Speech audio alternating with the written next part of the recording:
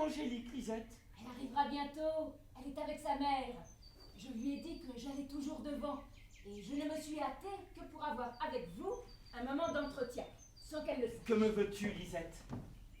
Ah ça, monsieur. Nous ne vous connaissons, Angélique et moi, que par une aventure de promenade dans cette campagne. Il est vrai. Vous êtes tous deux aimables. L'amour s'est mis de la partie. Cela est naturel. Mais voilà 7 ou 8 entretiens que nous avons avec vous, à l'insu de tout le monde. La mère, à qui vous êtes inconnu, pourrait à la fin en apprendre quelque chose. Toute l'intrigue retomberait sur moi. Termine. Angélique est riche. Vous êtes tous deux d'une égale condition, c'est ce que vous dites. Engagez vos parents à la demander pour vous en mariage. Il n'y a pas même de temps à perdre. C'est ici où gît la difficulté. Vous auriez de la peine à trouver un meilleur parti, au moins. Eh, il n'est que trop bon. Je ne vous entends pas. Ma famille vaut la sienne sans contredit. Mais je n'ai pas de bien, Lisette. Comment? Je dis les choses comme elles sont. Je n'ai qu'une très petite légitime. Vous? Tant pis. Je ne suis point contente de cela. Qu'est-ce qu'il devinerait, à votre aide? Quand on n'a rien, faut-il être de si bonne mine? Vous m'avez trompé, monsieur. Ce n'était pas mon dessein. Cela ne se fait pas, vous dis-je. Que diantre voulez-vous qu'on fasse de vous? Vraiment, Angélique vous épouserait volontiers, mais nous avons une mère qui ne sera pas tentée de votre légitime, et votre amour ne nous donnerait que du chagrin. Hé, Lisette, laisse aller les choses, je t'en conjure. Il peut arriver tant d'accidents. Si je l'épouse, je te jure d'honneur que je te ferai ta fortune. Tu n'en peux espérer autant de personnes et je tiendrai parole. Ma fortune? Oui, je te le promets. Ce n'est pas le bien d'Angélique qui me fait envie. Si je ne l'avais pas rencontrée ici, j'allais à mon retour à Paris épouser une veuve très riche et peut-être plus riche qu'elle, tout le monde le sait. Mais il n'y a plus moyen. J'aime Angélique. Et si jamais tes soins m'unissaient à elle, je me charge de ton établissement. Vous êtes séduisant. Voilà une façon d'aimer qui commence à m'intéresser. Je me persuade qu'Angélique serait bien avec vous. Je n'aimerai jamais qu'elle. Vous lui ferez donc sa fortune, aussi bien qu'à moi. Mais monsieur, vous n'avez rien, dites-vous. Cela est bien dur. N'héritez-vous de personne? Tous vos parents sont-ils ruinés? Je suis le neveu d'un homme qui a de très grands biens, qui m'aime beaucoup et qui me traite comme un fils. Que ne parlez-vous donc? Vous deviez me faire peur avec vos tristes récits pendant que vous en avez de si consolants à faire. Un oncle riche, voilà qui est excellent. Et il est vieux, sans doute, car ces messieurs-là ont coutume de l'être. Oui, mais le mien ne suit pas la coutume. Il n'est pas vieux, il n'a que 40 ans. Miséricorde, 40 ans. Cet homme-là n'est bon qu'à être le neveu d'un autre. Il est vrai. Mais du moins, est-il un peu infirme? Point du tout. Il se porte à merveille. Il est grâce au ciel de la meilleure santé du monde, car il m'est cher. 40 ans et de la santé. Avec un degré de parenté comme celui-là, le joli parent. Et quelle est l'humeur de ce galant homme? Il est froid, sérieux et philosophe. Encore passe. Voilà une humeur qui peut nous dédommager de la vieillesse et des infirmités qu'il n'a pas. Il n'a qu'à nous assurer son bien. Il ne faut pas s'y attendre. On parle de quelques mariages en campagne pour lui. Pour ce philosophe, il veut donc avoir des héritiers en propre personne. Le bruit en cours. Oh monsieur, vous m'impatientez à votre situation. En vérité, vous êtes insupportable. Tout est désolant avec vous, de quelque côté qu'on se tourne. Te voilà donc dégoûté de me servir. Non, vous avez un malheur qui me pique et que je veux vaincre. Mais retirez-vous. Voici Angélique qui arrive. Je ne lui ai pas dit que vous viendriez ici, quoiqu'elle s'attende bien de vous y voir. Vous reparaîtrez dans un instant et ferez comme si vous arriviez. Laissez-moi le temps de l'instruire de tout. J'ai à lui rendre compte de votre personne. Elle m'a chargée de savoir un peu de vos nouvelles. Laissez-moi faire. Je désespérais que vous vinssiez, madame. C'est qu'il est arrivé du monde à qui j'ai tenu compagnie. Oh, eh bien, Lisette, as-tu quelque chose à me dire de Dorante? As-tu parlé de lui à la concierge du château où il est? Oui, je suis parfaitement informée. Dorante est un homme charmant, un homme aimé, estimé de tout le monde, en un mot le plus honnête homme qu'on puisse connaître. Oh, hélas, Lisette, je n'en doutais pas. Cela ne m'apprend rien, je l'avais deviné. Oui, il n'y a qu'à le voir pour avoir bonne opinion de lui. Il faut pourtant le quitter, car il ne vous convient pas. Le quitter? Quoi, après cet éloge? Oui, madame, il n'est pas votre fait. Ou vous plaisantez ou la tête vous tourne. Ni l'un ni l'autre. Il a un défaut terrible. Tu m'effraies. Il les sent bien. Ah, je respire, n'est-ce que cela? Explique-toi donc mieux, Lisette. Ce n'est pas un défaut, c'est un malheur. Je le regarde comme une bagatelle, moi. Vous parlez juste, mais nous avons une mère. Allez la consulter sur cette bagatelle-là pour voir un peu ce qu'elle vous répondra. Demandez-lui si elle sera d'avis de vous donner Dorante. Et quel est le tien là-dessus, Lisette? Bon, le mien, c'est une autre affaire. Sans vanité, je penserai un peu plus noblement que cela. Ce sera une fort belle action que d'épouser Dorante. Va, ne ménage point mon cœur, il n'est pas au-dessous du tien. Conseille-moi hardiment une belle action. Non pas, s'il vous plaît. Dorante est un cadet, sans fortune, et l'usage veut qu'on le laisse là. Je l'enrichirai donc. Quel plaisir! Oh, vous en direz tant que vous me tenterez. Plus il me devrait et plus il me serait cher. Vous êtes tous deux les plus aimables enfants du monde. Car il refuse aussi, à cause de vous, une veuve très riche, à ce qu'on dit. Lui? Eh bien, il a eu la modestie de s'en taire. C'est toujours de nouvelles qualités que je lui découvre. Allons, madame, il faut que vous épousiez cet homme-là. Le ciel vous destine l'un à l'autre, cela est visible. Rappelez-vous votre aventure. Nous nous promenions toutes deux dans les allées de ce bois. Il y a 1000 autres endroits pour se promener. Point du tout. Cet homme, qui nous est inconnu, ne vient qu'à celui-ci, parce qu'il faut qu'il vous rencontre. Qui faisiez-vous? Vous lisiez? Qui faisait-il? Il lisait. Y a-t-il rien de plus marqué, effectivement? Il vous salue. Nous le saluons. Le lendemain, même promenade, mêmes allées, même rencontre, même inclination des deux côtés, et plus de livres de part et d'autre. Cela est admirable. Ajoute que j'ai voulu m'empêcher de l'aimer, que je n'ai pu en venir à bout. Je vous en défierai. Il n'y a plus que ma mère qui m'inquiète. Cette mère qui m'idolâtre, qui ne m'a jamais fait sentir que son amour, qui ne veut jamais que ce que je veux. Bon, c'est que vous ne voulez jamais que ce qui lui plaît.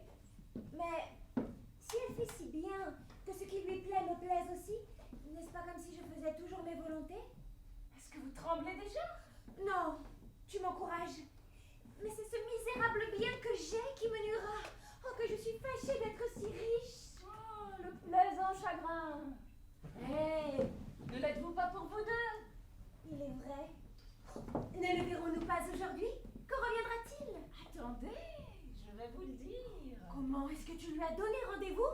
Oui, il va venir. Il ne tardera pas 2 minutes, il est exact. Vous n'y songez pas, Lisette, il croira que c'est moi qui le lui ai fait donner. Non, non, c'est toujours avec moi qu'il les prend. Et c'est vous qui les tenez sans le savoir. Il a fort bien fait de ne m'en rien dire, car je n'en aurais pas tenu un seul.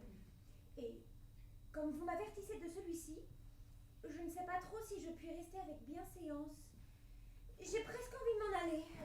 Je crois que vous avez raison. Allons, partons, madame.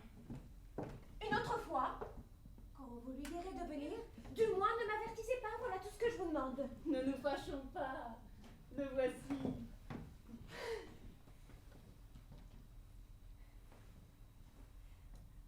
Je ne vous attendais pas au moins, Dorante. Je ne sais que trop que c'est à Lisette que j'ai l'obligation de vous voir ici, madame. Je lui ai pourtant dit que vous viendriez. Oui, elle vient de me l'apprendre tout à l'heure. Pas tant tout à l'heure. Taisez-vous, Lisette. Me voyez-vous à regret, madame? Oh non, Dorante. Si j'étais fâchée de vous voir, je fuirais les lieux où je vous trouve et où je pourrais soupçonner de devoir vous rencontrer. Pour ça, monsieur, il faut rendre justice à madame. Il n'y a rien de si obligeant que les discours qu'elle vient de me tenir sur votre compte. Mais en vérité, Lisette. Eh, madame, ne m'enviez pas. La joie qu'elle me donne. Où est l'inconvénient de répéter des choses qui ne sont que louables? Pourquoi ne saurait-il pas que vous êtes charmé, que tout le monde l'aime et l'estime? Y a-t-il du mal à lui dire le plaisir que vous vous proposez à le venger de la fortune? À lui apprendre que la sienne vous le rend encore plus cher? Il n'y a point à rougir d'une pareille façon de penser. Elle fait l'éloge de votre cœur. Quoi, charmante Angélique? Mon bonheur irait jusque-là? Oserais-je ajouter foi à ce qu'elle me dit? Je vous avoue qu'elle est bien étourdie. Je n'ai que mon cœur à vous offrir, il est vrai. Mais du moins, en fut-il jamais de plus pénétré, ni de plus tendre? Doucement, ne parlez pas si haut. Il me semble que j'aperçois le neveu de notre fermier qui nous observe. Ce grand bonnet-là, que fait-il ici? Oh, c'est lui-même. Oh, que je suis inquiète, il dira tout à ma mère. Adieu, Dorante, nous nous reverrons. Je me sauve, retirez-vous aussi. Non, monsieur, arrêtez! Il me vient une idée. Il faut tâcher de le mettre dans nos intérêts. Il ne me hait pas. Puisqu'il nous a vus, c'est le meilleur parti à prendre. Laissez-moi faire. Ah, te voilà, Lubin! À quoi donc t'amuses-tu là? Moi, d'abord, je faisais une promenade. À présent, je regarde. Et que regardes-tu? Des oiseaux. Deux qui restent et un qui vient de prendre sa volée et qui est le plus joli de tous. Voilà qui est bien joli, tout jardinier. Ils profiteront bien avec vous, car vous les sifflez comme un charme, mademoiselle Lisette. C'est-à-dire que tu nous as vus, Angélique et moi, parler à monsieur. Oh oui, j'en tout vu à mon aise. J'en même entendu leur petit ramage. C'est le hasard qui nous a fait rencontrer monsieur. Et voilà la première fois que nous le voyons. Marguerite a la bonne main cette première fois-là. Elle ressemble à la 20e. On ne saurait se dispenser de saluer une dame quand on la rencontre, je pense. Vous tirez donc votre révérence en parole. Vous conversez depuis un quart d'heure. Appelez-vous ça un coup de champion? Venons au fait. Serais-tu d'humeur d'entrer dans nos intérêts? Peut-être que oui, peut-être que non. Ça sera suivant les manières du monde. Il n'y a que ça qui règle, car j'aime les manières, moi. Eh bien, Lubin, je te prie instamment de nous servir. Et moi, je te paie pour cela. Je vous baille donc la parfarance. Redites votre chance. Elle sera plus bonne que ces cloches. D'abord, c'est une rencontre, n'est-ce pas? Ça se pratique. Il n'y a pas de malhonnêteté à rencontrer les personnes. Et puis, on se salue. Et puis que bredouille au bout de la révérence, c'est tout ma coutume. Toujours le bredouille en saluant. Et quand ça se passe avec des femmes, faut bien qu'elles répondent deux paroles pour une. Les hommes parlent, les femmes babillent. Allez votre chemin. Ça est fort bon, fort raisonnable et fort civil. On sait. La rencontre, la salutation, la demande et la réponse, tout ça est payé. Il n'y a plus qu'à nous accommoder pour le courant.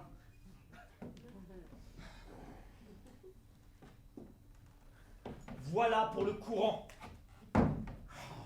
Courez donc tant que vous pourrez, ce que vous attraperez, c'est pour vous. Je n'y prétends rien pourvu que j'attrape tout. Serviteur, il n'y a marqué personne de si agréable à rencontrer que vous. Tu seras donc de nos amis à présent. Tortugay, n'épargnez pas toute mon ami qui est à votre service, au même prix. Puisque nous pouvons compter sur toi. Veux-tu bien actuellement faire le guet pour nous avertir en cas que quelqu'un vienne? Et surtout, madame. Que vos personnes se tiennent en paix. Je vous garantis des passants une lieue à la ronde.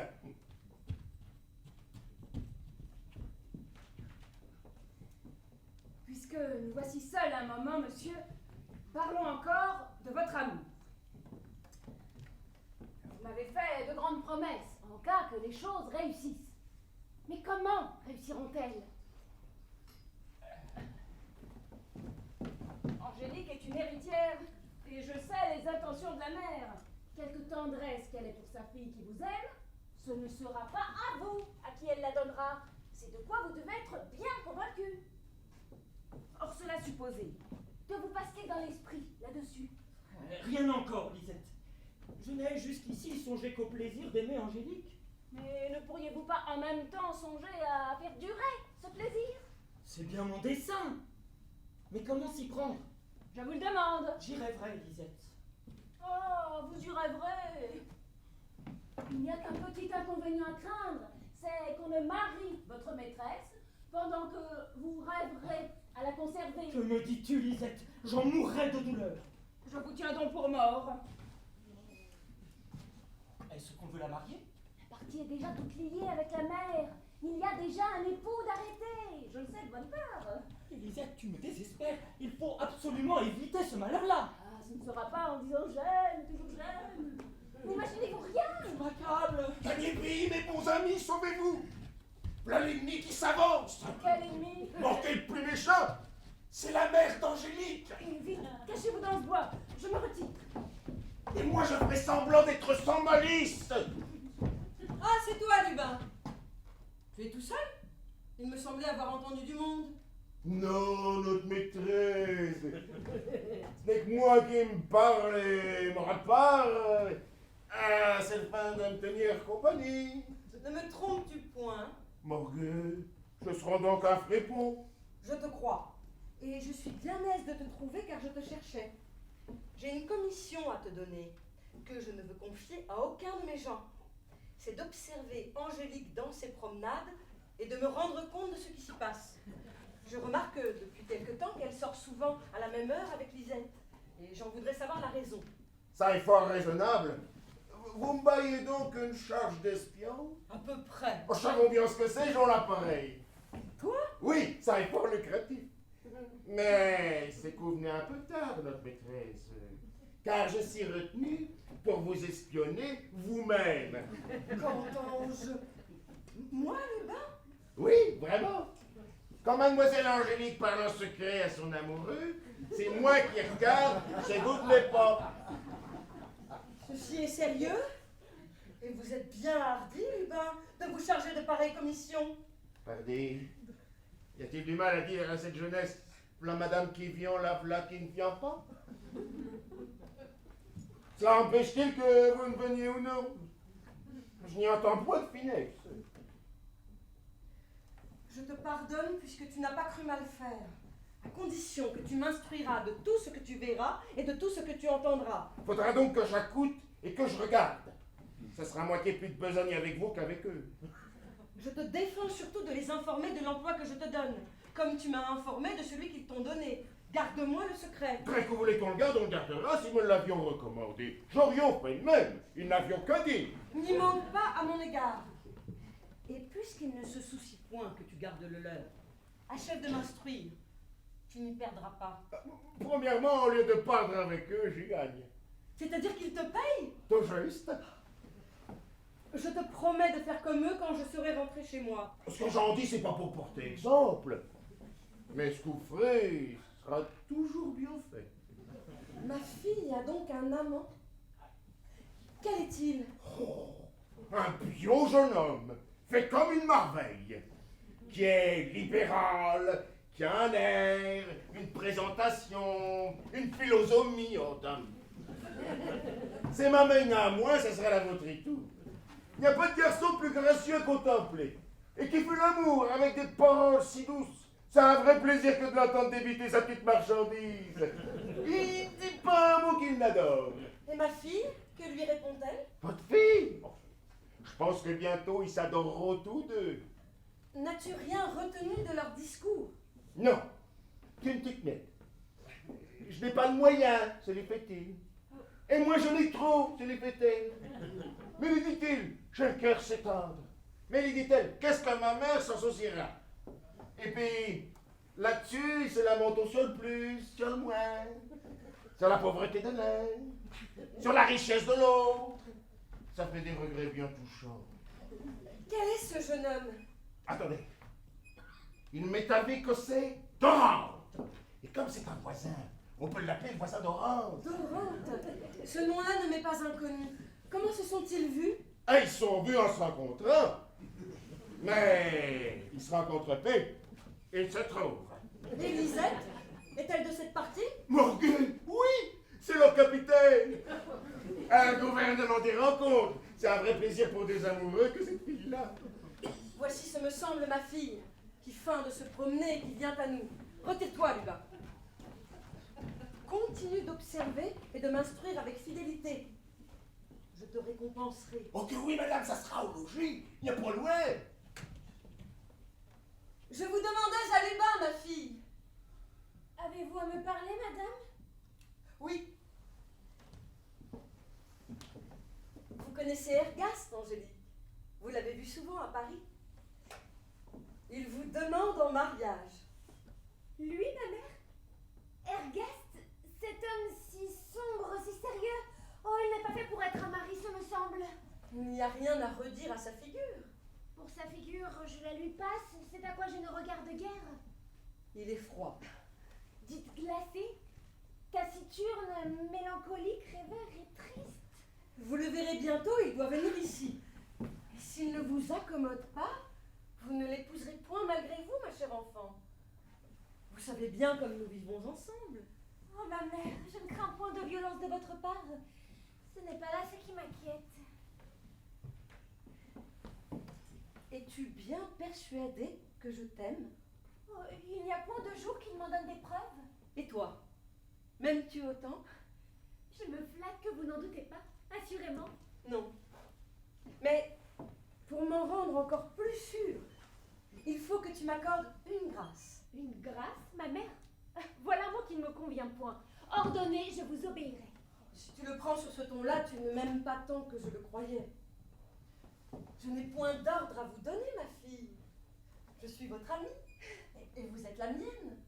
Et si vous me traitez autrement, je n'ai plus rien à vous dire. Oh, allons, ma mère, je me rends. Vous me charmez, j'en pleure de tendresse. Voyons, quelle est cette grâce que vous me demandez? Je vous l'accorde d'avance. Viens là que je t'embrasse. Te voici dans un âge raisonnable, mais où tu auras besoin de mes conseils et de mon expérience. Te rappelles-tu de l'entretien que nous eûmes l'autre jour et de cette douceur que nous nous figurions toutes deux à vivre ensemble, dans la plus intime confiance, sans avoir de secret l'une pour l'autre? T'en souviens-tu? Nous fûmes interrompus, mais cette idée-là te réjouit beaucoup. Exécutons-la. Parle-moi à cœur ouvert. Fais-moi ta confidente. Vous? La confidente de votre fille? Oh, votre fille! Et qui te parle d'elle? Ce n'est point ta mère qui veut être ta confidente. C'est ton amie, encore une fois. D'accord. Mais mon ami redira tout à ma mère. L'une est inséparable de l'autre. Eh bien, je les sépare, moi. Je t'en fais serment. Oui, mets-toi dans l'esprit que tout ce que tu me confieras sur ce pied-là, c'est comme si ta mère ne l'entendait pas. Hé, mais cela se doit. Il y aurait même de la mauvaise foi à faire Oh, autrement. il est difficile d'espérer ce que vous dites là. Ah, que tu m'affliges. Je ne mérite pas ta résistance. Oh. Eh bien, soit. Vous l'exigez de trop bonne grâce. J'y consens, je vous dirai tout. Si tu veux, ne m'appelle pas ta mère. Donne-moi un autre nom. Oh, ce n'est pas la peine. Ce nom-là m'est cher. Quand je le changerai, il n'en serait ni plus ni moins. Ce ne serait qu'une finesse inutile. Laissez-le moi, il ne m'effraie plus. Comme tu voudras, ma chère Angélique. Ah ça? Me voici donc ta confidente.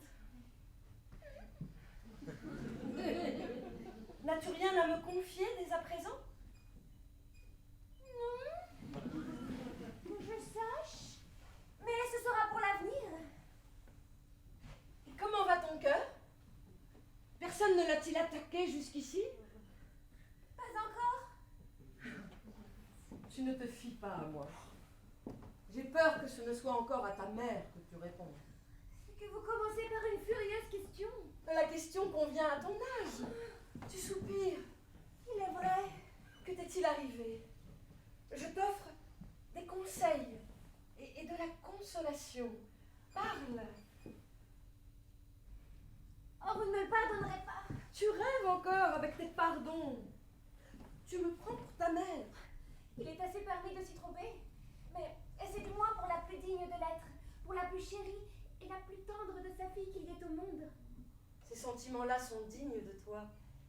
Et je les lui dirai. Et s'il ne s'agit pas d'elle, elle est absente. Revenons. Qu'est-ce qui te chagrine? Vous avez demandé si on avait attaqué mon cœur.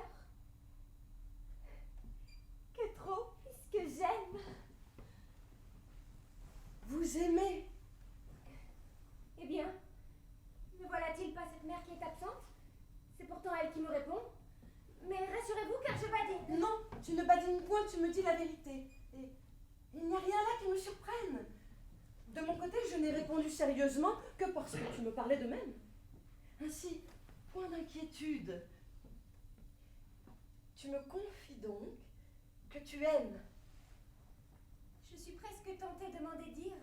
Ah, ma chère Angélique, tu ne me rends pas tendresse pour tendresse. Vous m'excuserez, c'est l'air que vous avez pris qui m'a alarmée. Mais je n'ai plus peur. Oui, j'aime, c'est un penchant qui m'a surprise. Tu n'es pas la première. Cela peut arriver à tout le monde. Et quel homme est-ce? Est-il à Paris? Ah non, je ne le connais que d'ici. D'ici? Ma chère, conte-moi donc cette histoire-là. Je la trouve plus plaisante que sérieuse. Ce ne peut être qu'une aventure de campagne, une rencontre. Justement. Quelques jeunes hommes, galants, qui t'a salué et qui a su adroitement engager une conversation. C'est cela même. Sa hardiesse m'étonne, car tu es d'une figure qui devait lui en imposer. Ne trouves-tu pas qu'il a un peu manqué de respect? Oh non, le hasard a tout fait. Et c'est Lisette qui en est cause. Quoique fort innocemment. Elle tenait un livre, elle le laissa tomber, il le ramassa et on se parla. Cela est tout naturel. Va, ma chère enfant, tu es folle de t'imaginer que tu aimes cet homme-là. C'est Lisette qui te le fait accroire. Tu es si fort au-dessus de pareilles choses. Tu en riras toi-même au premier jour. Non, je n'en crois rien. Je ne m'y attends pas en vérité. Bagatelle, te dis-je. C'est qu'il y a là-dedans un air de roman qui te gagne. Moi, je n'en lis jamais. Et puis notre aventure est toute des plus simples. Tu verras, te dis-je. Tu es raisonnable. Et c'est assez. Mais l'as-tu vu souvent? 10 ou 12 fois. Et le verras-tu encore? Franchement, j'aurais bien de la peine à m'en empêcher. Je t'offre, si tu le veux, de reprendre ma qualité de mère pour te le défendre. Oh non, vraiment, ne reprenez rien, je vous prie. Ceci doit être un secret pour vous en cette qualité-là. Et je compte que vous ne savez rien. Au moins, vous me l'avez promis. Oh. Je tiendrai parole. Mais puisque cela est si sérieux, peu s'en faut que je ne verse des larmes sur le danger où je te vois de perdre l'estime que l'on a pour toi dans le monde. Comment?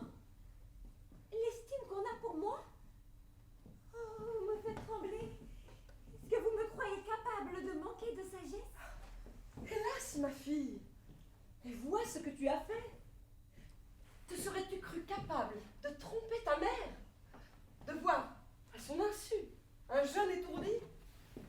De courir les risques de son indiscrétion et de sa vanité? De t'exposer à tout ce qu'il voudra dire? Et de te livrer à l'indécence de tant d'entrevues secrètes, ménagées par une misérable suivante sans cœur qui ne s'embarrasse guère des conséquences, pourvu qu'elle y trouve son intérêt? Comme elle l'y trouve sans doute. Qui t'aurait dit, il y a un mois, que tu t'égarerais jusque-là? L'aurais-tu cru? Je pourrais bien avoir tort. Voilà des réflexions que je n'ai jamais faites. Ma chère enfant, qui est-ce qui te les ferait faire? Tu n'es pas une domestique payée pour te trahir, non plus qu'un amant qui met tout son bonheur à te séduire. Tu ne consultes que tes ennemis. Ton cœur même est de leur parti. Tu n'as pour tout secours que ta vertu, qui ne doit pas être contente, et qu'une véritable amie, comme moi, dont tu te défies. Que ne risques-tu pas? Oh, ma chère mère, ma chère amie, vous avez raison.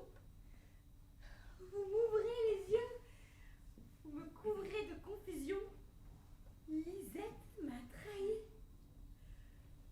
Et je romps avec le jeune homme, que je vous suis obligée de vos conseils. Madame, il vient d'arriver un homme qui demande à vous parler. En qualité de simple confidente, je te laisse libre. Je te conseille pourtant de me suivre. Car le jeune homme est peut-être ici. Permettez-moi de rêver un instant, et ne vous embarrassez point. S'il y est et qu'il ose paraître, je le congédierai, je vous assure. Soit, mais songe à ce que je t'ai dit.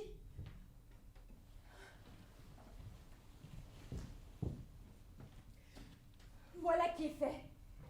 Je ne le verrai plus.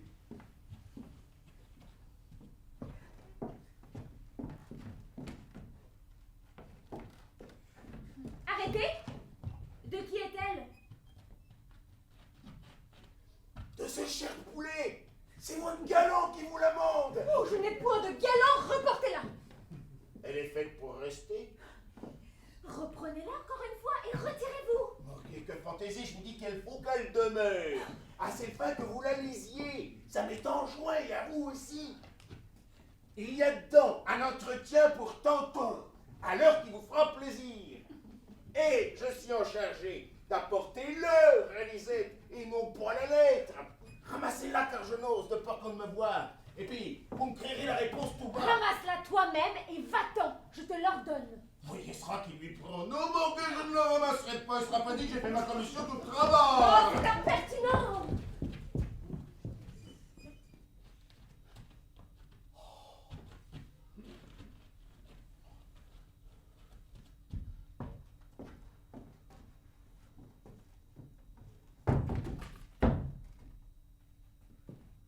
Faut qu'elle ait de l'aversion pour l'écriture.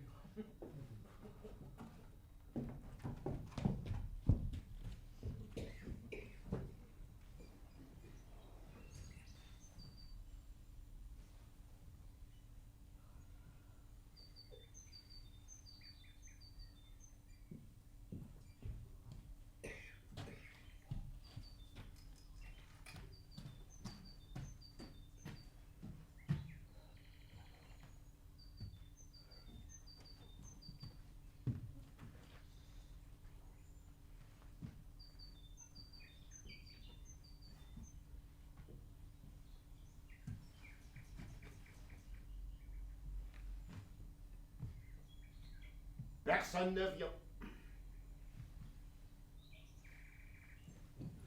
Et pas sans qu'arriver donc. Il y a plus d'une heure que je suis à l'affût de vous. Eh bien, qu'as-tu à me dire? Que vous ne bougiez d'ici. Lisette m'a dit de vous le commander. T'a-t-elle dit l'heure qu'Angélique a prise pour notre rendez-vous? Non. Elle vous comptera ça. Est-ce là tout? C'est tout par rapport à vous, mais il y a un restant par rapport à moi. De quoi est-il question? C'est que je me repens. Qu'appelles-tu te repentir? J'entends qu'il y a des scrupules qui me tourmentent sur vos rendez-vous que je protège. J'ai quelquefois la tentation de vous torner Kazakh sur tout ceci et d'aller nous accuser de traitous. Tu rêves? Et où est le mal de ces rendez-vous? Que crains-tu? Ne suis-je pas honnête homme? Et moi et tout, et tellement honnête qu'il n'y aura pas moyen d'être un fripon si on ne me soutient le cœur. Par rapport à ce que j'ai toujours maille à partie avec ma conscience, il y a toujours quelque chose qui cloche dans mon courage. À chaque pas que je fais, je défends de m'arrêter. À moins qu'on ne me pousse. Et c'est à vous à pousser. Eh, morbleu!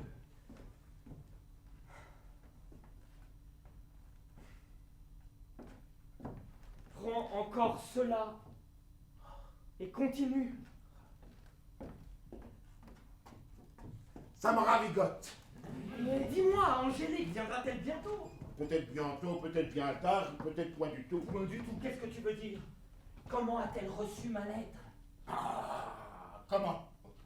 Est-ce que vous me faites tout votre rapporter auprès d'elle? Ok. Je serai donc l'espion à tout le monde. Toi? Et de qui es-tu encore? Et pardieu de la mère, qui m'a bien chargé de n'en rien dire. Misérable! Tu lui parles donc contre nous? Contre vous, monsieur, pas le mot. Ni pour ni contre. Je fais ma main et voilà tout. Faut pas même que vous sachiez ça. Explique-toi donc. C'est-à-dire que ce que tu en fais n'est que pour obtenir quelque argent d'elle, sans nous nuire. V'là sans que c'est. Je tire d'ici, je tire de là, et j'attrape. Achève. Que t'a dit Angélique quand tu lui as porté ma lettre?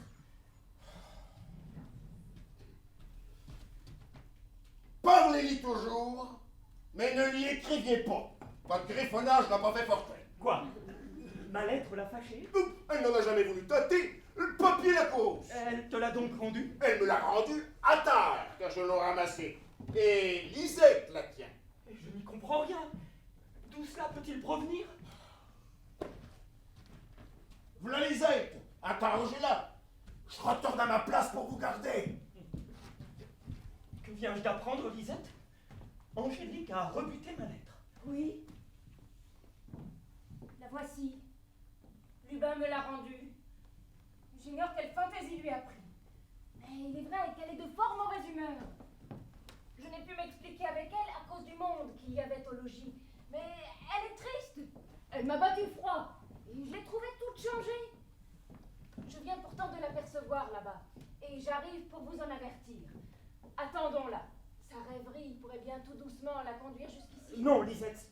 Ma vue ne ferait que l'irriter peut-être. Il faut respecter ses dégoûts pour moi. Je ne les soutiendrai pas. Et je me retire. Que les amants sont quelquefois risibles, qu'ils disent de fadeur. Tenez, fuyez-la, monsieur, car elle arrive. Fuyez-la pour la respecter. Quoi, monsieur est ici? Je ne m'attendais pas à l'y trouver. J'allais me retirer, madame. Lisette vous le dira, je n'avais garde de me montrer. Le mépris que vous avez fait de ma lettre me montre combien je vous suis odieux. Oh Dieu! J'en suis quitte à moi. Pour indifférent passe et très indifférent.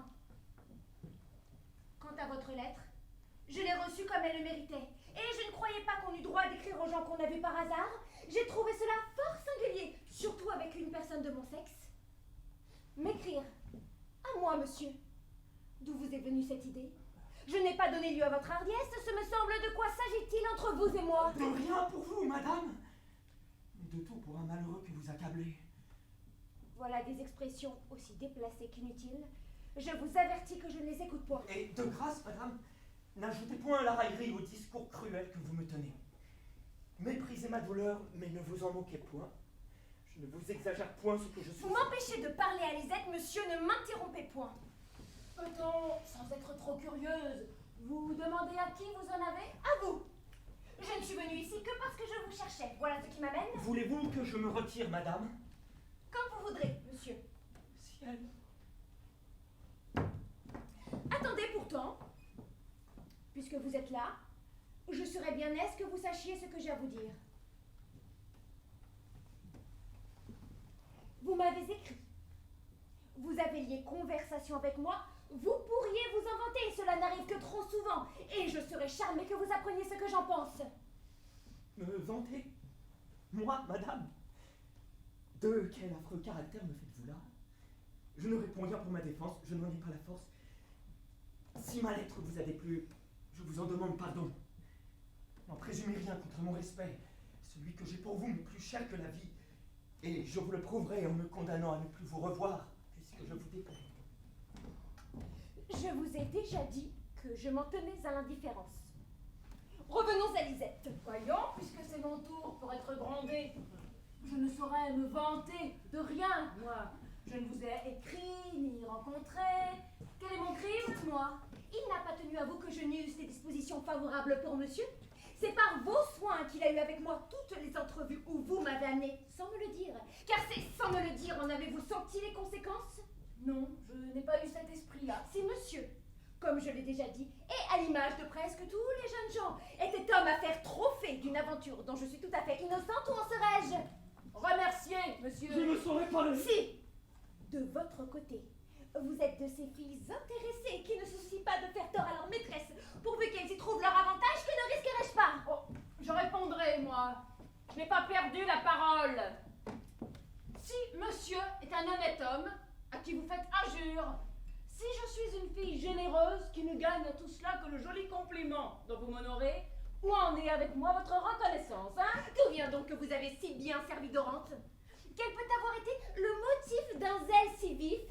Quel moyen a-t-il employé pour vous faire agir? Je crois vous entendre. Vous gageriez, j'en suis sûre, que j'ai été séduite par des présents. Gagez, madame, faites-moi cette galanterie-là. Vous perdrez. Et ce sera une manière de donner tout à fait noble. Des présents. Madame, que pourrais-je lui donner qui fût digne de ce que je lui dois? Attendez, monsieur, disons pourtant la vérité. Dans vos transports, vous m'avez promis d'être extrêmement reconnaissant si jamais vous aviez le bonheur d'être à madame.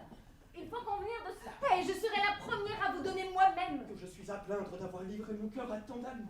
J'entre dans votre douleur, monsieur. Mais faites comme moi, je n'avais que de bonnes intentions. J'aime ma maîtresse, tout injuste qu'elle est. Je voulais unir son sort à celui d'un homme qui lui aurait rendu la vie heureuse et tranquille. Mes motifs lui sont suspects, et j'y renonce.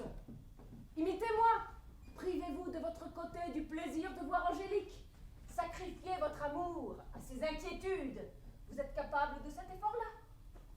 Soit. Retirez-vous pour un moment.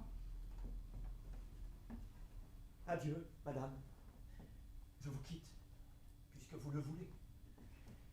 Dans l'état où vous me jetez, la vie m'est à charge. Je pars pénétré d'une affliction mortelle et je n'y résisterai point. Jamais on eut tant d'amour, tant de respect que j'en ai pour vous. Jamais on n'osa espérer moins de retour. Ce n'est pas votre indifférence qui m'accable. Elle me rend justice. J'en aurais soupiré toute ma vie sans m'en plaindre.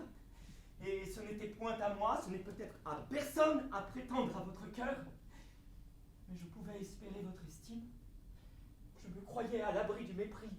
Et ni ma passion, ni mon caractère n'ont mérité les outrages que vous leur faites. Il est parti?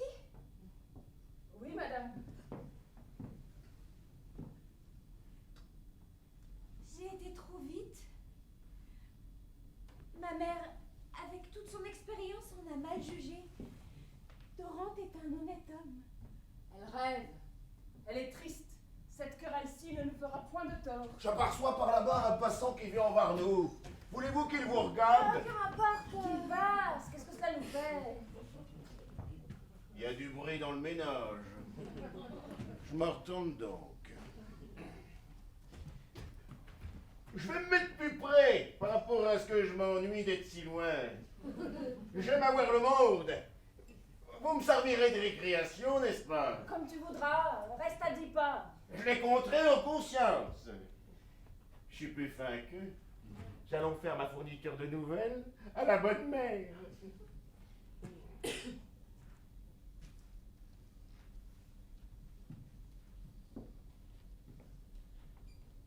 Vous avez furieusement maltraité Dorante.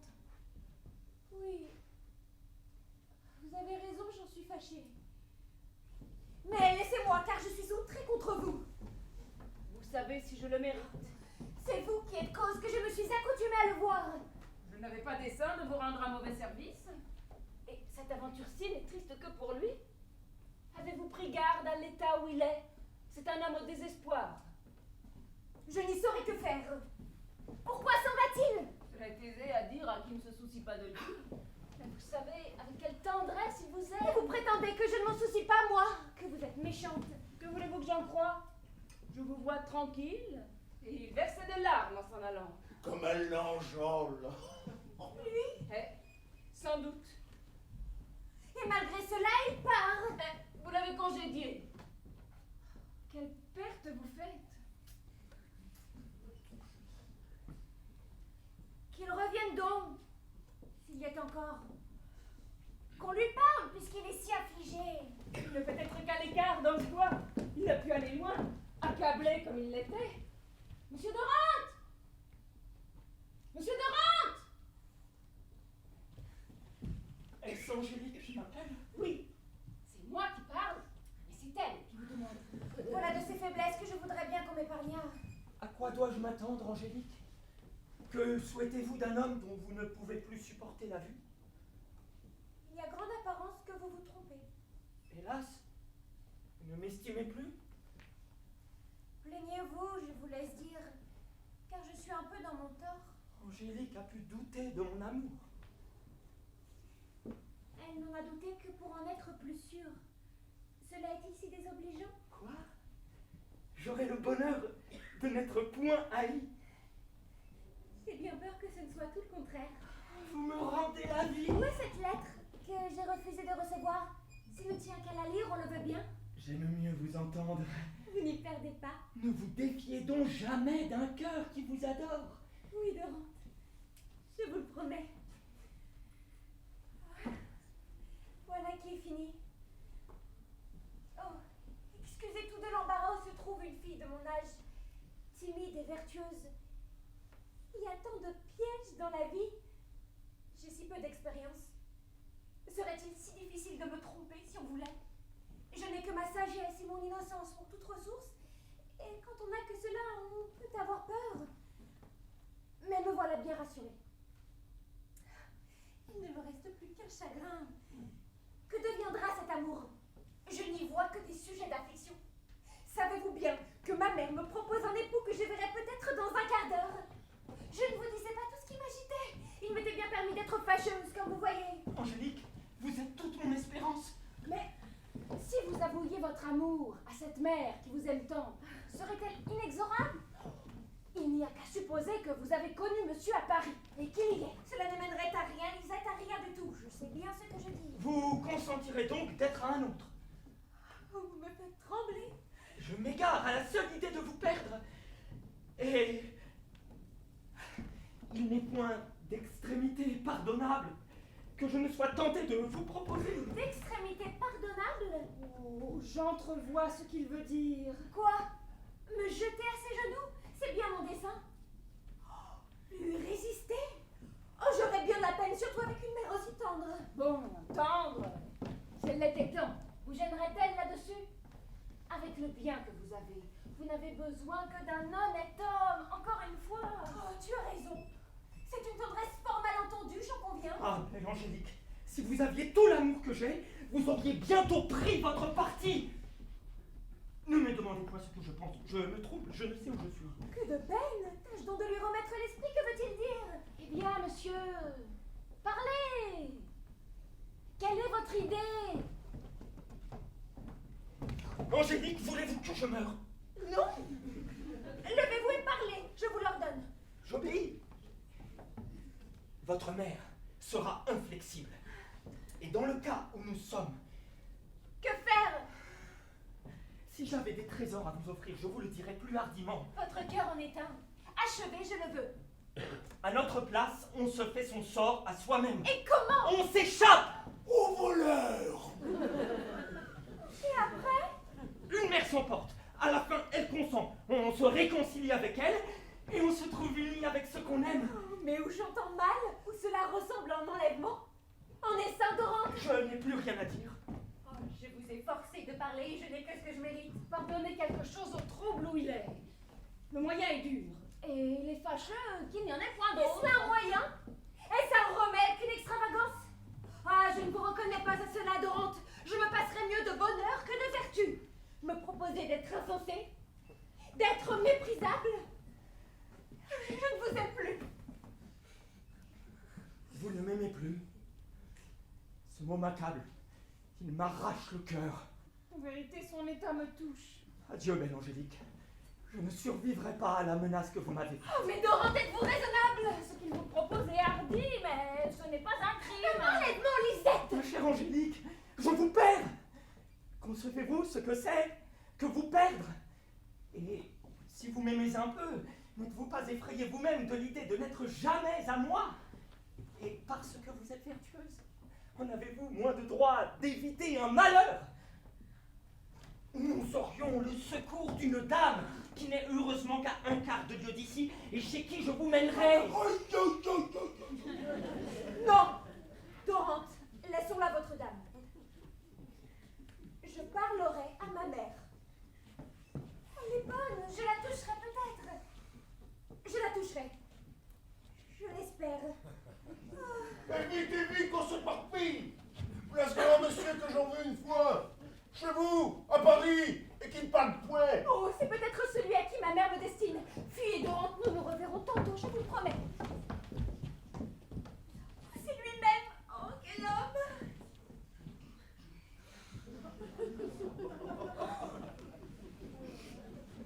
Il n'a pas l'air réveillé.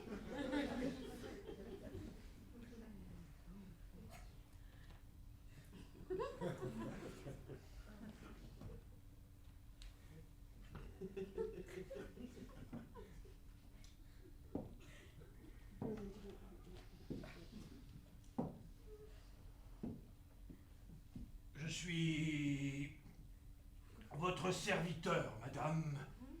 Je devance madame, votre mère, qui est embarrassée. Elle m'a dit que vous vous promeniez. Vous le voyez, monsieur. Et je me suis hâté de venir vous faire la révérence. Appelle-t-il cela se hâter? Ne suis-je pas importun? Non, monsieur. Cela vous plaît à dire? Vous êtes plus belle que jamais. Je n'ai jamais été. Vous êtes bien modeste. Il parle comme il marche. Ce pays-ci est fort beau. Il est passable. Quand il a dit un mot, il est si fatigué qu'il faut qu'il se repose. Et solitaire. On n'y voit pas grand monde. Quelqu'un portant, par-ci, par-là. Il y en a partout.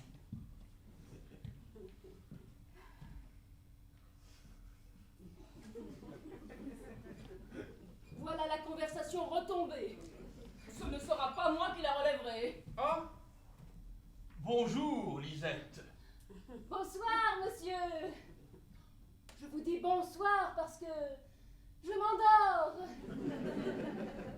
Trouvez-vous pas qu'il fait un temps pesant? Oui, ce me semble.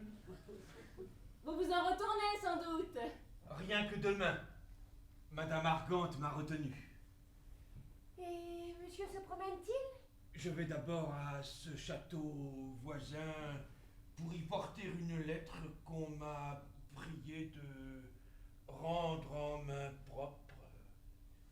Et je reviens ensuite. Au fait, monsieur, ne vous gênez pas. Vous me le permettez donc? Oui, monsieur. Ne vous pressez point. Quand on a des commissions, il faut y prendre tout le temps nécessaire. N'avez-vous que celle-là? Non. C'est l'unique. Quoi, pas le moindre petit compliment à faire ailleurs? Non. Monsieur, il soupera peut-être. Et à la campagne, on soupe ou l'on couche. Point du tout. Je reviens incessamment.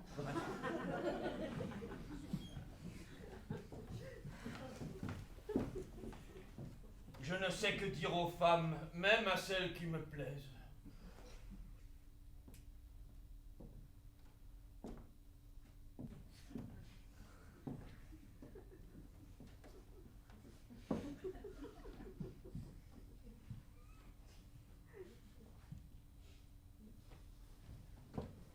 Ce garçon-là a de grands talents pour le silence. Quelle abstinence de parole! Il ne parlera bientôt plus que par signe. Il a dit que ma mère allait venir. Et je m'éloigne. Je ne saurais lui parler dans le désordre d'esprit où je suis. J'ai pourtant dessein de l'attendrir sur le chapitre de Dorante. Et moi, je ne vous conseille pas de lui en parler. Vous ne ferez que la révolter davantage, et elle se hâterait de conclure. Oh, doucement, je me révolterai à mon tour. Vous, contre cette mère qui dit qu'elle vous aime tant? Eh bien, qu'elle aime donc mieux, car je ne suis pas contente d'elle. Retirez-vous, je crois qu'elle vient. Voici cette fourbe de suivante. Un moment. Où est ma fille? J'ai cru la trouver ici avec monsieur Ergast.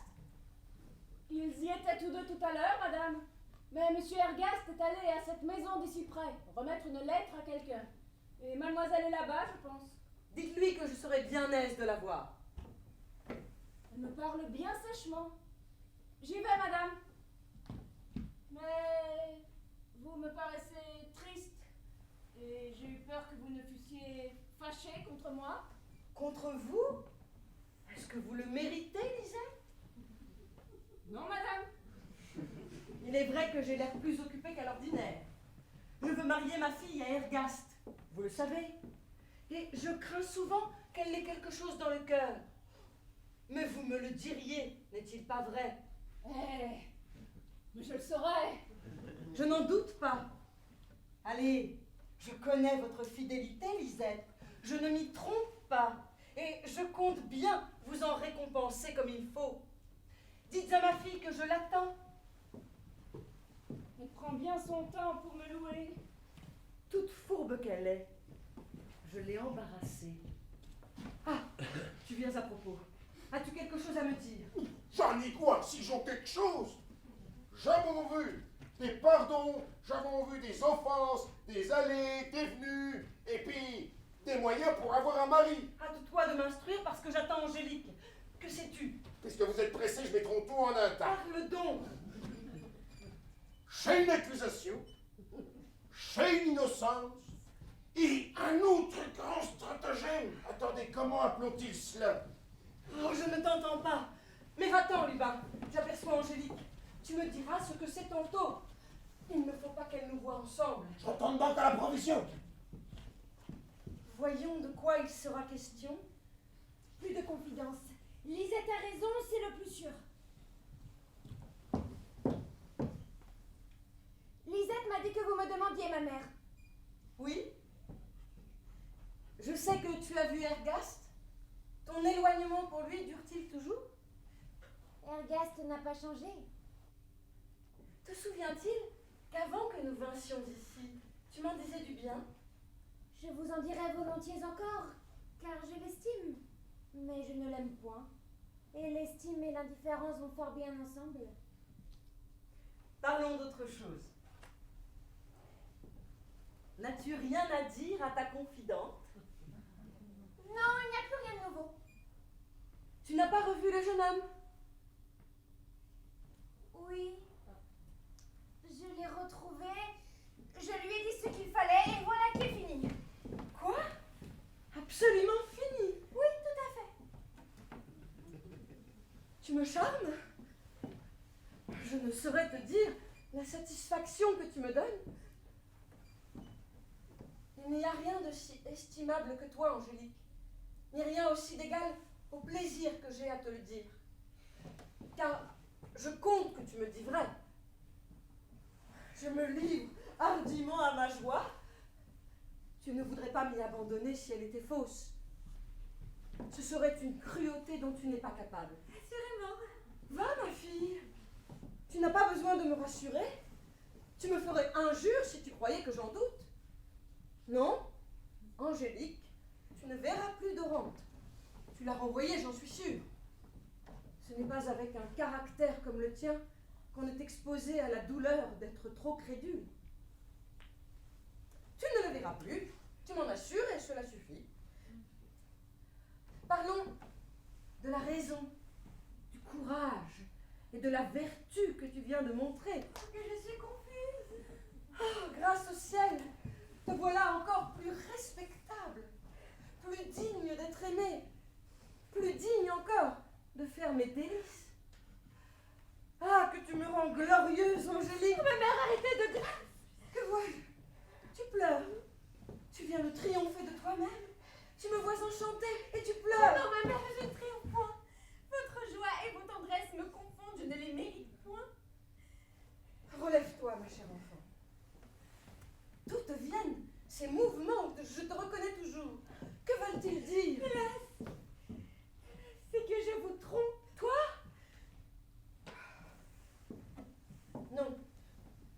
ne me trompe point, puisque tu me l'avoues. Achève. Voyons de quoi il est question. Oh, vous allez frémir. On m'a parlé d'enlèvement.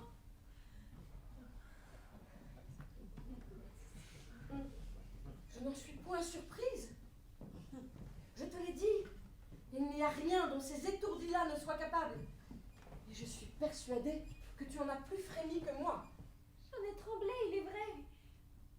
J'ai pourtant eu la faiblesse de lui pardonner pourvu qu'il ne m'en parle plus. N'importe. Je m'en fie à tes réflexions. Elles te donneront bien du mépris pour lui. Et voilà encore ce qui m'afflige dans l'aveu que je vous fais. C'est que vous allez le mépriser vous-même. Il est perdu. Vous n'étiez déjà que trop prévenu contre lui, et cependant il n'est point si méprisable. Permettez que je le justifie. Je suis peut-être prévenue moi-même, mais vous m'aimez. Daignez m'entendre, portez vos bontés jusque-là. Vous croyez que c'est un jeune homme sans caractère, qui a plus de vanité que d'amour, qui ne cherche qu'à me séduire, et ce n'est point cela, je vous assure. Il a tort de m'avoir proposé ce que je vous ai dit, mais il faut regarder que c'est le tort d'un homme au désespoir, que j'ai vu fondre en larmes quand j'ai paru irritée, d'un homme à qui la crainte de me perdre a tourné la tête. Il n'a point de bien. Il ne s'en est point caché, il me l'a dit. Il ne lui restait donc point d'autres ressources que celles dont je vous parle. Ressources que je condamne comme vous, mais qu'il ne m'a proposées que dans la seule vue d'être à moi. C'est tout ce qu'il y a compris, car il m'adore, on ne peut en douter. Eh ma fille, il y en aura tant d'autres qui t'aimeront encore plus que lui. Oui, mais je ne les aimerais pas, moi. Mais m'aime-t-il davantage, et cela n'est pas possible. D'ailleurs, il sait que tu es riche. Oh, il l'ignorait quand il m'a vu, et c'est d'ailleurs ce qui devrait l'empêcher de m'aimer. Il sait bien que quand une fille est riche, on ne la donne qu'un homme qui a d'autres richesses, toutes inutiles qu'elles sont. C'est du moins l'usage. Le mérite n'est compté pour rien. Tu le défends d'une manière qui m'alarme. Que penses-tu de cet enlèvement? Parle, tu es la franchise même. Ne serais-tu point en danger d'y consentir? Non, je ne crois pas, ma mère. Ta mère? Le ciel la préserve seulement de savoir qu'on te le propose. Ne te sers plus de ce nom-là. Elle ne saurait le supporter dans cette occasion-ci. Mais pourrais-tu la fuir? Aurais-tu la force de l'affliger jusque-là? De lui donner la mort? De lui porter le poignard dans le sein?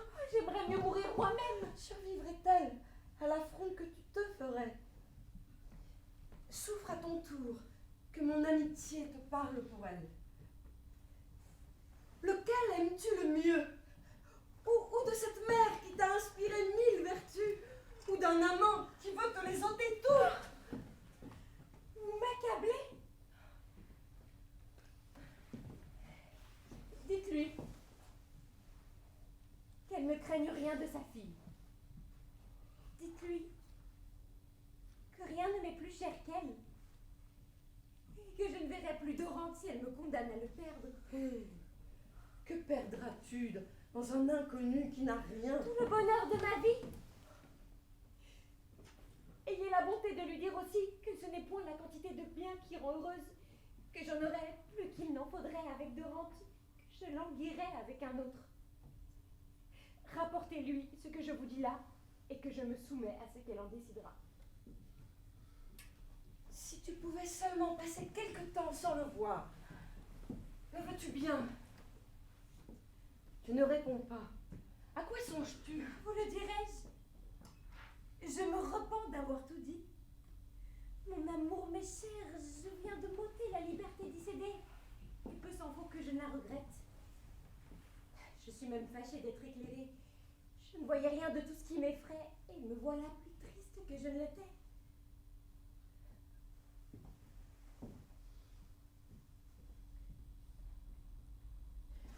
Dorante me connaît-il? Non, ce qu'il m'a dit. Eh bien, laisse-moi le voir. Je lui parlerai sous le nom d'une tante à qui tu as tout confié et qui veut te servir. Viens, ma fille. Laisse à mon cœur le soin de guider le tien. Je ne sais, mais ce que vous inspire votre tendresse m'est d'un bon augure.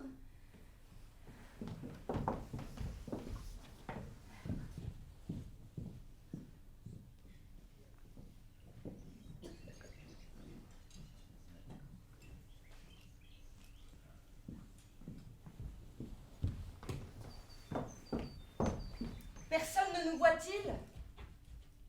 On ne peut pas nous voir, tandis que nous ne voyons personne. C'est qu'il me semble avoir aperçu là-bas Monsieur Ergast qui se promène. Qui? Ce nouveau venu?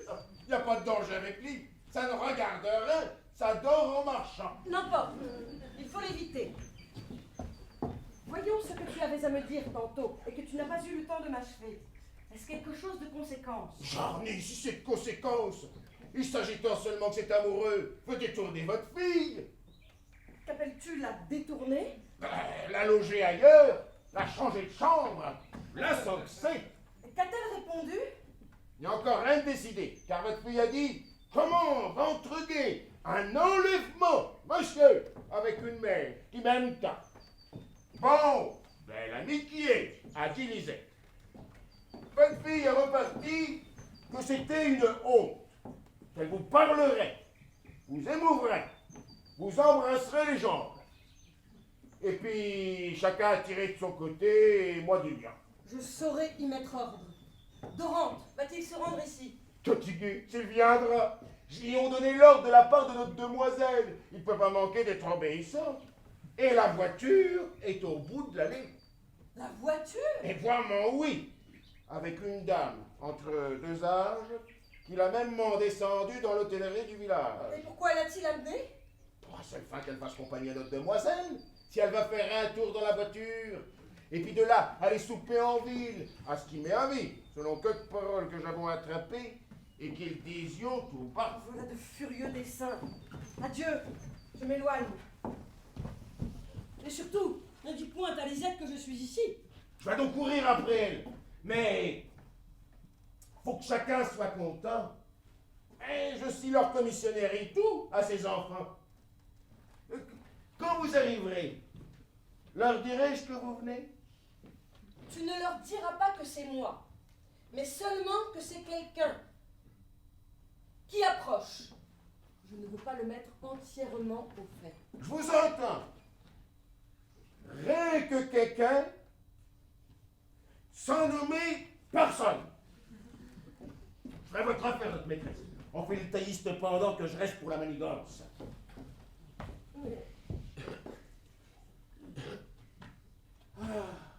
Morgue. Je gagne pas ma vie avec l'amour de cette jeunesse. Bon. À l'autre. Qu'est-ce qui vient rôder ici, ce là? Interrogeons ce paysan. Il est de la maison.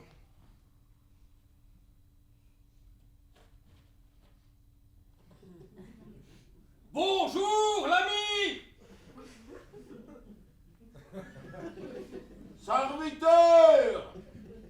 Y a-t-il longtemps que vous êtes ici? Il n'y a que l'horloge dans le compte. Moi, je n'y regarde pas. Il est brusque. Les gens de Paris passent-ils leur chemin quelquefois? Restez-vous là, monsieur? Peut-être.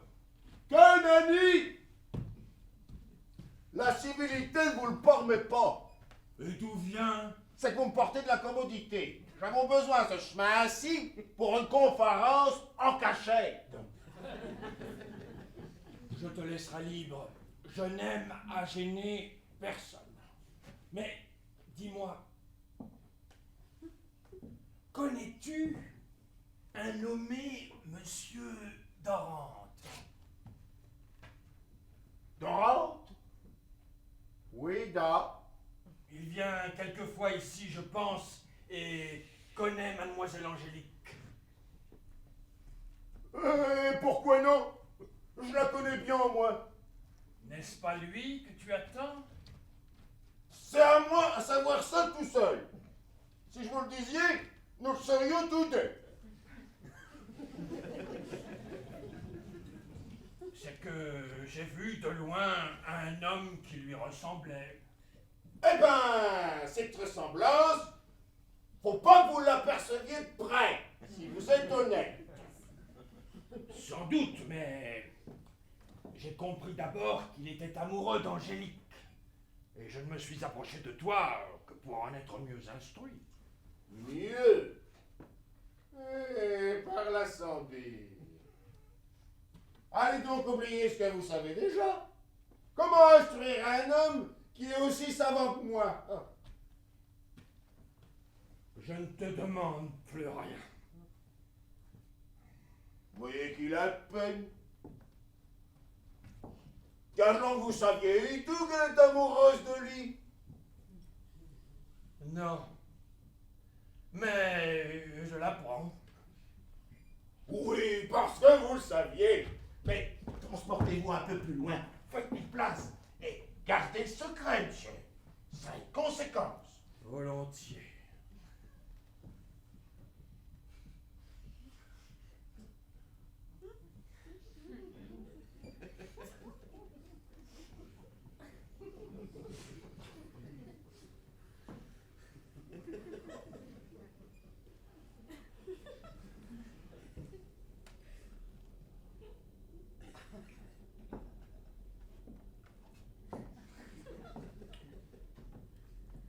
Je te laisse.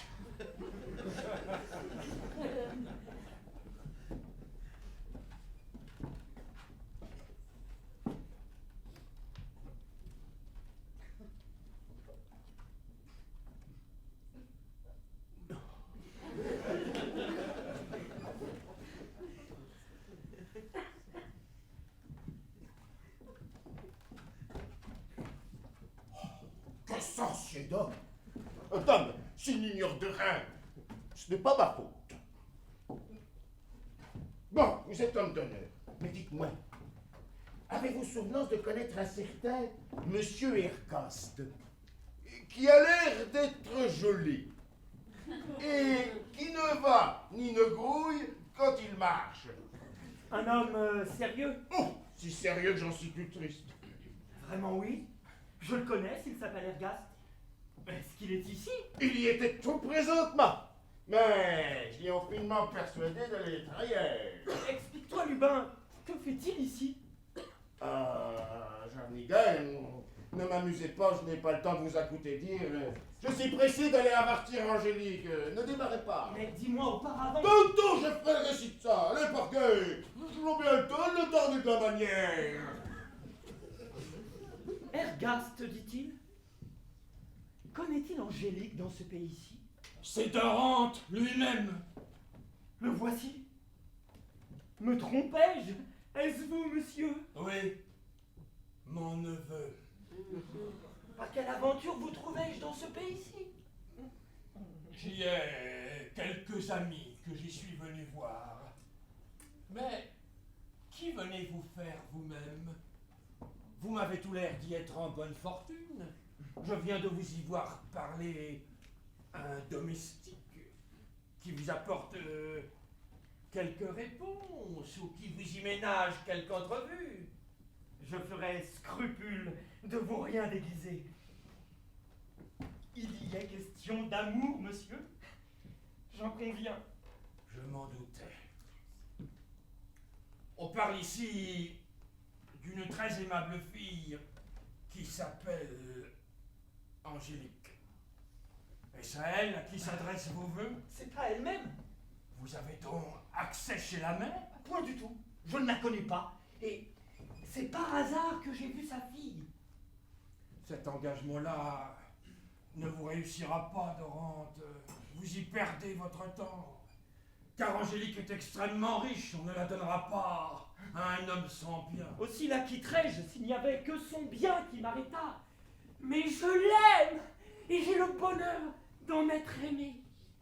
Vous l'a-t-elle dit positivement? Oui, je suis sûr de son cœur. C'est beaucoup. Mais il vous reste encore un autre inconvénient. C'est qu'on dit que sa mère a, pour elle, actuellement, un riche parti en vue. Je ne le sais que trop. Angélique m'en a instruit. Et dans quelle disposition est-elle là-dessus? Elle est au désespoir. Et dit-on quel homme est ce rival? Je le connais. C'est un honnête homme. faut du moins qu'il soit bien peu délicat s'il épouse une fille qui ne pourra le souffrir. Et puisque vous le connaissez, monsieur, ce serait en vérité lui rendre service aussi bien qu'à moi que de lui apprendre combien on le hait d'avance. Mais on prétend qu'il s'en doute un peu. Il s'en doute et ne se retire pas. Ce n'est pas là un homme estimable. Vous ne savez pas encore le parti qu'il prendra. Si Angélique veut m'en croire, je ne le craindrai plus. Mais quoi qu'il arrive, il ne peut l'épouser qu'en m'ôtant la vie. Du caractère dont je le connais, je ne crois pas qu'il voulût vous ôter la vôtre, ni que vous fussiez d'humeur à attaquer la sienne. Et si vous lui disiez poliment vos raisons, je suis persuadé qu'il y aurait égard. Voulez-vous le voir? C'est risquer beaucoup. Peut-être avez-vous meilleure opinion de lui qu'il ne le mérite. S'il allait le trahir. Et d'ailleurs, où le trouver? Oh, rien de plus aisé. Car le voilà, tout porté pour vous entendre. Quoi, c'est vous, monsieur? Vous l'avez dit, mon neveu. Je suis confus de ce qui m'est échappé, et vous avez raison. Votre vie est bien en sûreté. La vôtre ne court pas plus de hasard, comme vous voyez. Elle est plus à vous qu'à moi. Je vous dois tout. Et je ne dispute plus Angélique. L'attendez-vous ici? Oui, monsieur. Elle doit y venir, mais je ne la verrai que pour lui apprendre l'impossibilité où je suis de la revoir davantage. Point du tout. Allez votre chemin. Ma façon d'aimer est plus tranquille que la vôtre. J'en suis plus le maître et je me sens touché de ce que vous me dites. Quoi? Vous me laissez la liberté de poursuivre? Liberté tout entière. Continuez, vous dis-je. Faites comme si vous ne m'aviez pas vu. Et ne dites ici à personne qui je suis. Je vous le défends bien. Voici Angélique.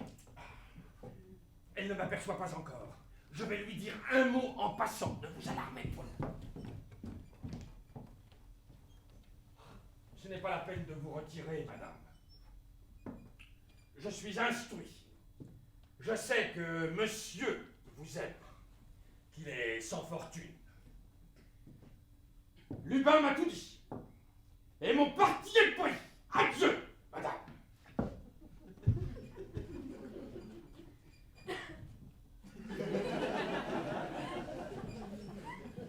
Voilà notre secret découvert. Cet homme-là, pour se venger, va tout dire à votre mère. Et malheureusement, il a du crédit sur son esprit. Il y a apparence que nous nous voyons ici pour la dernière fois, Angélique. Je n'en sais rien. Pourquoi Ergas se trouve-t-il ici? Ma mère aurait-elle quelques desseins? Tout est désespéré. Le temps nous presse. Je finis par un mot. M'aimez-vous? M'estimez-vous? Si je vous aime, vous dites que le temps presse et vous faites des questions inutiles. Achevez de m'en convaincre. J'ai une voiture au bout de la grande allée. La dame dont je vous ai parlé et dont la maison est à un quart de lieue d'ici nous attend dans le village. Hâtons-nous de l'aller trouver et vous rendre chez elle. Dorante, ne songez plus à cela, je vous le défends. Vous voulez donc me dire un éternel adieu? Encore une fois, je vous le défends. Mettez-vous dans l'esprit que si vous aviez le malheur de me persuader, je serais inconsolable. Je dis bien le malheur car n'en serait-ce pas un pour vous que de me voir dans cet état? Je crois que oui. Ainsi qu'il n'en soit plus question. Ne nous effrayons point. Nous avons une ressource. Et quelle est-elle? Savez-vous à quoi je me suis engagée? À vous montrer une dame de mes parentes. De vos parents? Oui, je suis sa nièce et elle va venir ici. Et vous lui avez confié notre amour? Oui, Et jusqu'où l'avez-vous instruite? je lui ai tout conté pour avoir son avis. Quoi? La fuite même que je vous ai proposée? Quand on ouvre son cœur aux gens, leur cache-t-on quelque chose? Tout Tout ce que j'ai mal fait, c'est que je n'ai pas paru effrayée de votre proposition tant qu'il le fallait. Voilà ce qui m'inquiète. Et vous appelez cela une ressource? Pas trop. Cela est équivoque. Je ne sais plus que penser. Et vous hésitez encore de me suivre? Ah, non seulement j'hésite, mais je ne veux point. Non, je n'écoute plus rien. Venez, Angélique. Au nom de notre amour, venez, ne nous quittons plus. Sauvez-moi ce que j'aime. Conservez-vous un homme qui vous adore. Oh, de grâce, Dorante, laissez-moi. Épargnez-moi cette démarche, c'est abuser de ma tendresse. En vérité, respectez ce que je vous dis. Vous nous avez trahis. Il ne nous reste qu'un moment à nous voir. Et ce moment décide de tout. Non, Dorante, je ne saurais m'y résoudre. Il faut donc vous quitter pour jamais. Oh, quelle persécution, je n'ai point Lisette et je suis sans conseil. Ah, vous ne m'aimez point. Quand pouvez-vous le dire? Prenez garde! Reboutez le propos une autre fois! Voici quelqu'un! Et qui? Quelqu'un qui est fait comme une mère! Votre mère. Adieu, Angélique. Je l'avais prévu. Il n'y a plus d'espérance. Non, je crois qu'elle se trompe, c'est ma parente. Ah, il ne m'écoute point, que ferais-je? Je sais où j'en suis. Oh, ma mère! Es-tu donc ma fille? D'où vient que tu es si troublée? Oh, ne me quittez point, secourez-moi, je ne me reconnais plus. Te secourir? Et contre qui, ma chère enfant? Hélas, contre moi, contre Dorante, contre vous, qui nous séparerait peut-être. Lupin est venu dire que c'était vous. Dorante s'est sauvée, il se meurt et je vous conjure qu'on le rappelle puisque vous voulez lui parler. Sa franchise me pénètre. Oui, j'y consens. Je te l'ai promis. Qu'on le rappelle. Je veux, devant toi, le forcer lui-même à convenir de l'indignité qu'il te proposait. Lubin, cherche Dorante. Dis-lui que je l'attends ici avec ma nièce.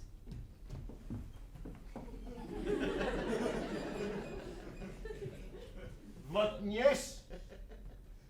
Est-ce que vous étiez tout la tante de votre fille? Va, ne t'embarrasse point. Mais j'aperçois Lisette. C'est un inconvénient. Renvoie-la comme tu pourras avant que Dorante arrive. Elle ne me reconnaîtra pas sous cet habit et je me cache.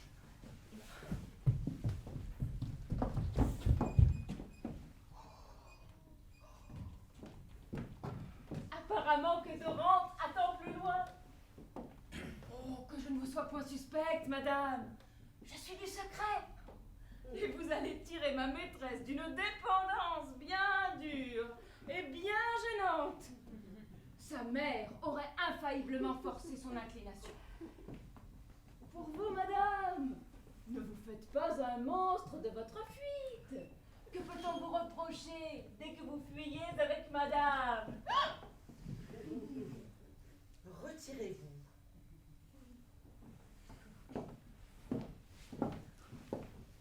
C'était le plus court pour nous en défaire.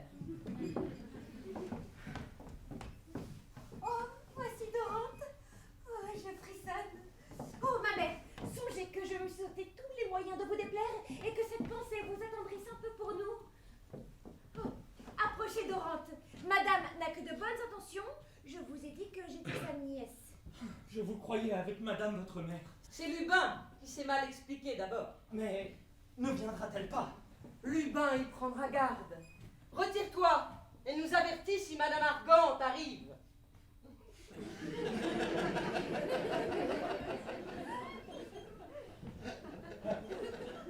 Madame Argante! Allez, allez! N'appréhendez un peu! Je la défie de vous surprendre! Elle pourra arriver si le diable s'en mêle!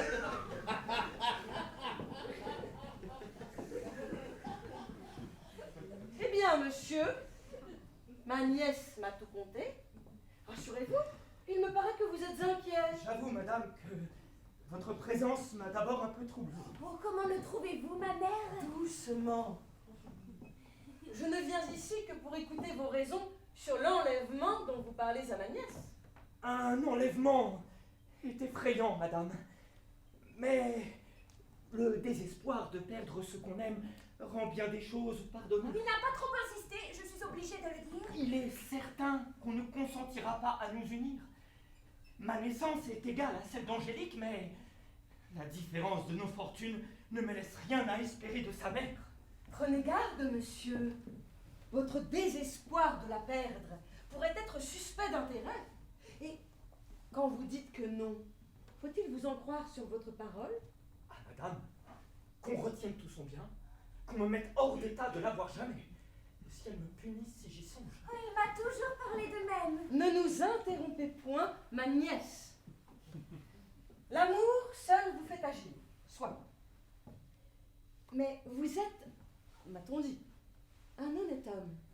Et un honnête homme aime autrement qu'un autre. Le plus violent amour ne lui conseille jamais rien qui puisse tourner à la honte de sa maîtresse. Vous voyez?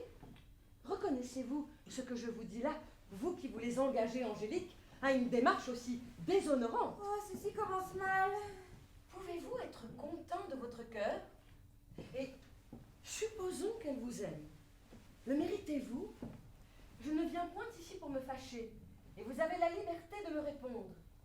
Mais n'est-elle pas bien à plaindre d'aimer un homme aussi peu jaloux de sa gloire, aussi peu touché des intérêts de sa vertu, qui ne se sert de sa tendresse que pour égarer sa raison, que pour lui fermer les yeux sur tout ce qu'elle se doit à elle-même, que pour l'étourdir sur l'affront irréparable qu'elle va se faire?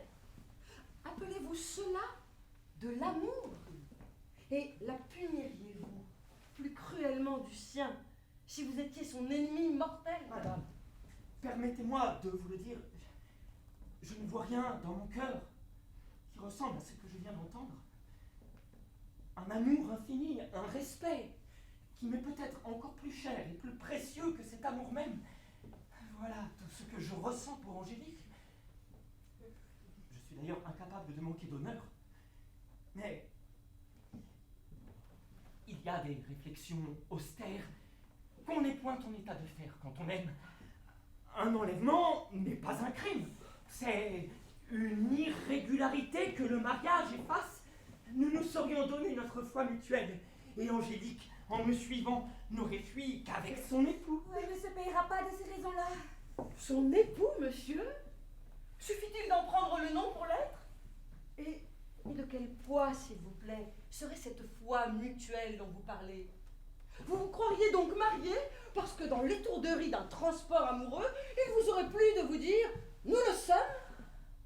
Les passions seraient bien à leur aise si leur emportement rendait tout légitime. Oh, juste ciel. Songez-vous que de pareils engagements déshonorent une fille, qu'elle en perd l'estime publique, que son époux peut réfléchir un jour qu'elle a manqué de vertu, que la faiblesse honteuse où elle est tombée doit la flétrir à ses yeux mêmes et la lui rendre méprisable. Oh, Dorante, que vous étiez coupable. Madame, je me livre à vous, à vos conseils. Conduisez-moi, ordonnez, que faut-il que je devienne? Vous êtes la maîtresse. Je fais moins cas de la vie que des lumières que vous venez de me donner. Et vous, Dorante, tout ce que je puis à présent pour vous, c'est de vous pardonner une proposition qui doit vous paraître affreuse. N'en doutez pas, chère Angélique. Oui. Je me rends. Je la désavoue. Ce n'est pas la crainte de voir diminuer mon estime pour vous qui me frappe. Je suis sûr que cela n'est pas possible. C'est l'horreur de penser que les autres ne vous estimeraient plus qui m'effraie. Oui, je le comprends. Le danger est sûr. Madame vient de m'éclairer à mon tour. Je vous perdrai. Et qu'est-ce que c'est que mon amour et ses intérêts auprès d'un malheur aussi terrible? Et d'un malheur qui aurait entraîné la mort d'Angélique parce que sa mère n'aurait pu le supporter. Hélas, jugez combien je dois l'aimer, cette mère. Rien ne nous a gênés dans nos entrevues. Eh bien, Dorante, apprenez qu'elle les savait toutes, que je l'ai instruite de votre amour, du mien, de vos desseins, de mes irrésolutions. Oui, je l'avais instruite. Ses bontés, ses tendresses m'y avaient obligée. Elle a été mon amie, ma confidente. Elle n'a jamais gardé que le droit de me conseiller. Elle ne s'est reposée de ma conduite que sur ma tendresse pour elle Il m'a laissé la maîtresse de tout. Il n'a tenu qu'à moi de vous suivre, d'être une ingrate envers elle, de l'infliger impunément, parce qu'elle avait promis que je serais libre. Quel respectable portrait me faites-vous d'elle? Tout amant que je suis, vous me mettez dans ses intérêts mêmes. Je me range de son parti et me regarderais comme le plus indigne des hommes si j'avais pu détruire une aussi belle, aussi vertueuse union que la vôtre. Oh, ma mère, lui dirais-je qui vous êtes? Oui, belle Angélique, abandonnez-vous toujours à ces mêmes bontés qui m'étonnent et que j'admire. Continuez de le mériter, je vous y exhorte. Que mon amour y perde ou non, vous le devez. Je serais au désespoir si je l'avais emporté sur elle. Ma fille, je vous permets d'aimer Doran. Vous, madame, la mère d'Angélique? C'est elle-même. Vous connaissez-vous qui lui ressemble? Je suis si pénétré de respect. Arrêtez. Voici Monsieur Ergast.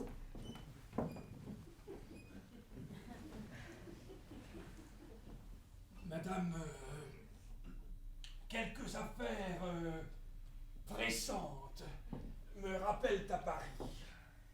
Mon mariage avec Angélique était comme arrêté, mais j'ai fait quelques réflexions. Je craindrais qu'elle ne m'épousât par pure obéissance et je vous remets votre parole. Ce n'est pas tout. J'ai un époux à vous proposer pour Angélique. Un jeune homme riche et estimé. Elle peut avoir le cœur prévenu, mais n'importe. Je vous suis obligée, monsieur. Ma mère n'est pas pressée de me marier. Mon parti est pris, monsieur. J'accorde ma fille adorante, que vous voyez. Il n'est pas riche, mais il vient de me montrer un caractère qui me charme. Dorante, je ne veux que le temps de savoir qui vous êtes. Je vais vous le dire, madame. C'est mon neveu, le jeune homme dont je vous parle et à qui j'assure tout mon bien. Votre neveu? Oh, que nous avons d'excuses à lui faire. Eh, monsieur, comment payer vos bienfaits? Point de remerciement. Ne vous avais-je pas promis qu'Angélique n'épouserait pas un homme sans bien? Je n'ai plus qu'une chose à dire. J'intercède pour Lisette et je demande sa grâce. Je lui pardonne. Que nos jeunes gens la récompensent, mais qu'ils s'en défassent. Et moi? Pour bien faire, faut qu'on me récompense et qu'on garde. Je t'accorde les deux.